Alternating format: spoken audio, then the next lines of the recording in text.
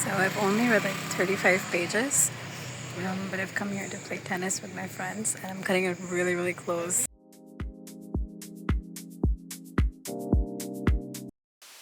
So it is 10:21 and I'm 103 pages in. But look guys, I have complete faith in myself. I know that I'm gonna read the remainder of these 117 or so pages. I know I'm gonna do this before I fall asleep. And what's more, I also know that I'm going to be able to upload this vlog to before then, inshallah. Right now I just need some fuel, so I am gonna go make myself some dinner and I will read the book along with eating that. It's a really fast-paced book though. Narnia. The Chronicles of Narnia. I read 6 books before, I think. So there's 7.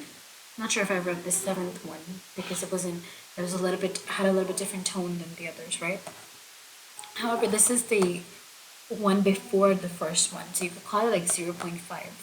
It's called The Magician's Nephew. And this is a lot of years actually before the events of, I believe a lot of you have seen the movie as well, right? Before the events of The Lion, the Witch, and the Wardrobe, right? So this is 0.5. It's very fast paced. I haven't given that much time to it today, but when I do give time to it, it goes by like this. The pages go by really quickly, right?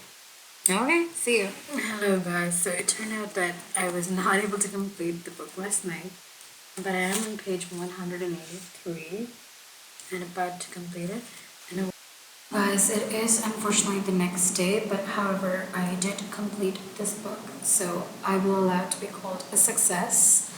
I also chose the next book, which I'm going to read, which is the next book in the series, The Lion, the Witch, and the Wardrobe.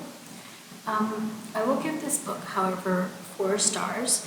The reason being that although it can be read as like a standalone story in itself and it can satisfy your need to read something, it does like tie up loose ends and everything, but you are still left wondering why there isn't more, right? Because this book is more of like a world building for the series to basically understand how Narnia came to be, what the basis or the foundation for Narnia was.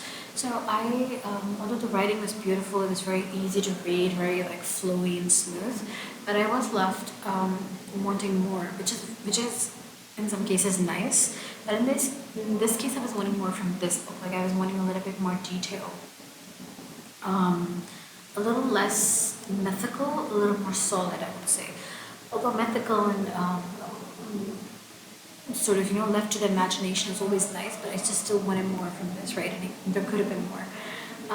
However, with this book, I would say that, so I've read 2 other books, right, in the past few days. I've read Animal Farm and I've read The Stranger. So I will tell you one thing, that with Animal Farm and with The Stranger, it's clear that the author has something very important that they want to say, has something very important that they want to basically acclimatize us to, so that we understand we understand this very important point, right?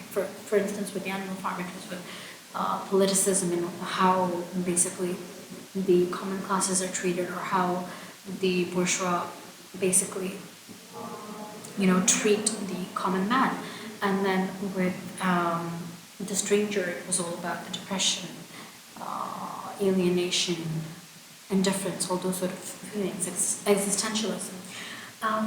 With The Magician's Nephew and also with the Chronicles of Narnia in general, what we get is that this author is a storyteller, and although he must have important things to say, although there are very important concepts in this book, but more so than that, the author has a story to tell, a story that he wants to basically leave as his legacy, which he wants future generations to hear and derive pleasure from, right? And in that sense, it was really beautiful reading this, and I really enjoyed it a lot. So today is going to be day 4, and I'm going to be reading The Lion, the Witch, and the Wardrobe, and I'll be sharing my thoughts with you on this as well.